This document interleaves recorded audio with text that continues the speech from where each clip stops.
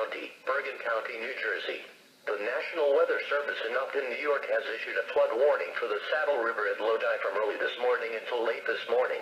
At 2 a.m. Sunday, the stage was 5.9 feet. Minor flooding is forecast. Flood stage is 6 feet.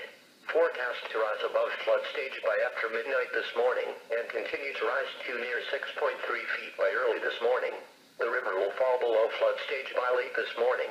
At 6 feet, minor flooding occurs along Vreeland Street and Hamilton Avenue near Portuguese Club, and in the back parking lot of Girls and Boys Club. This crest compares to a previous crest of 6.1 feet on January 27, 1996.